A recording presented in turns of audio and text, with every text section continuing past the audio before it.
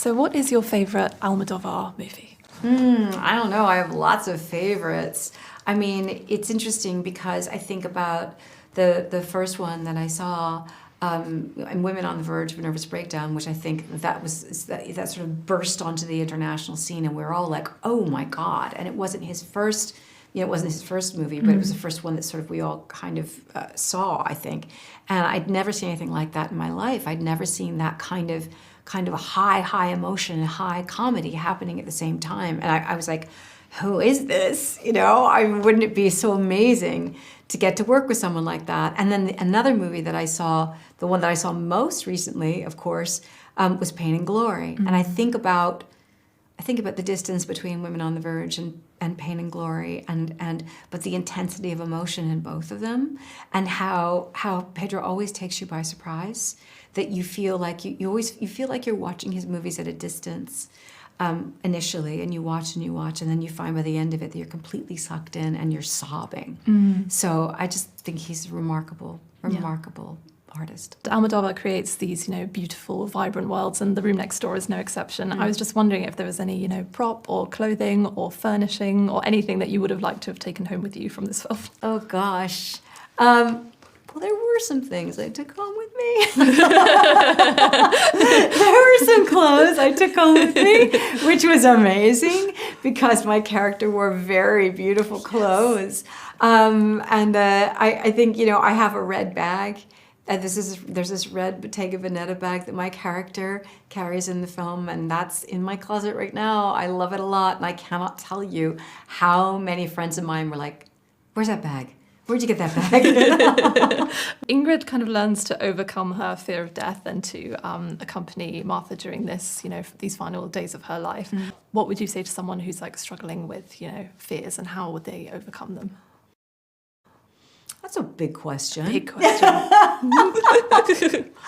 Well, we all struggle with fear, right? Yeah. I think that's the thing. I don't think any of us are without fear or without anxiety.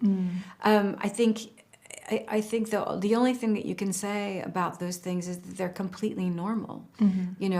Where I've been most touched in my life is when someone has managed to talk me through something that is scary for me. Because sometimes what's scary for you is not necessarily scary for someone else. I recently had to do some tank work actually here in London, and I'd never done any diving before with a regulator. And I was terrified. And I was like, I don't know how to do this. And my diving instructor, Vicky, who's English and lives here, was so amazing. And I was actually just recounting this story to somebody. She spoke to me in the most beautiful voice. She sat with me in the water and she'd be like, okay, now put your regulator in and take it out. Put it in, take it out. And she was so calm, so focused. And she did everything with me like little by little by little. But really, and this is kind of what Martha does for Ingrid and Ingrid does for Martha, really she was just there with me. I was having this experience and she was with me, like helping me through it. So in a sense, I think that is the best thing that you can do with fear, is sometimes have someone with you, have someone next to you, have someone talk to you. It normalizes it. It gets you kind of out of your own kind of nervous system, and lets you look at it from another angle. There's a pivotal scene in the film where your character tells her friend Damien that you can't tell people there's no hope. What brings you hope? I think we are naturally hopeful. I think human beings, when people talk about things being difficult or things being dark, and you look at the world, you realize that life does have a lot of difficulty in it. It always has. There have been times of real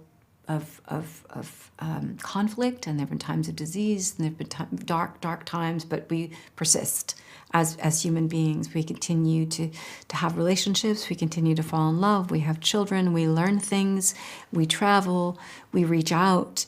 I actually think that hopefulness is a natural state.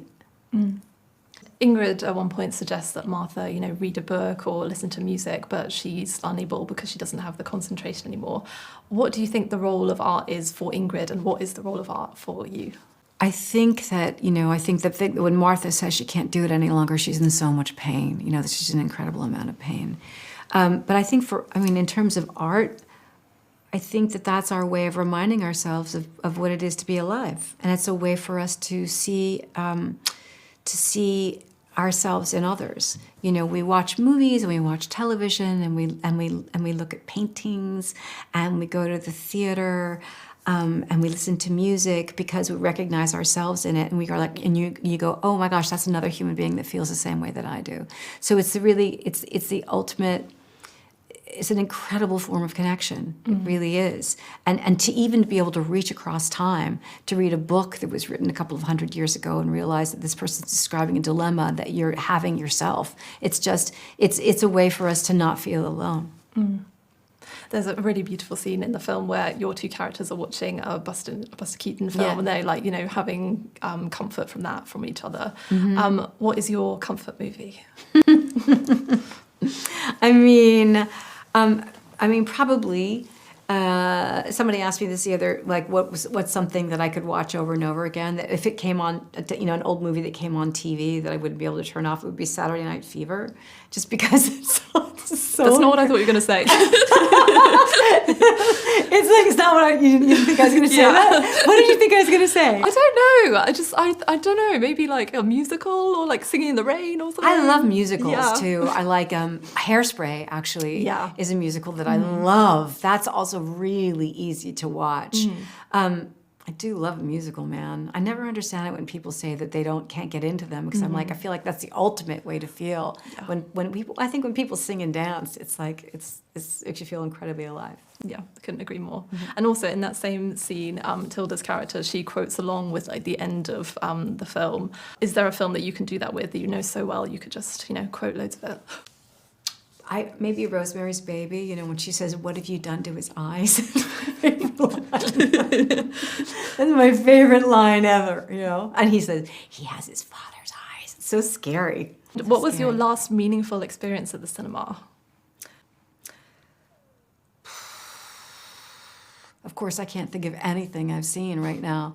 What was my The Brutalist. I saw when we were in Venice, actually, with The Room Next Door the day before the premiere. I actually landed. I got off the plane, and I was like, "What's playing this afternoon?" And the one movie that was premiering that day was The Brutalist. So I went to see it, and I thought it was absolutely brilliant. I loved it. Really excited for that. Which film changed your perspective on the world?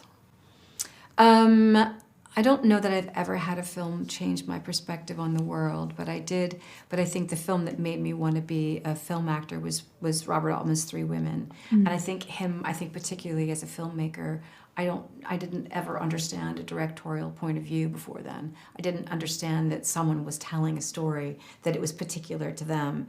And when I saw Three Women, I was just astonished by the performances and the storytelling and the tone. And it made me go, oh, I think that's the kind of work that I want to do. That's the kind of actor I want to be. I want to be a film actor. I saw that at the cinema really recently. They showed it, and I hadn't seen it before, and it was just amazing on the big screen. He told me that I said, "Where did it come from?" He goes, "I had a dream." Bob just had a dream and like woke up and wrote the screenplay.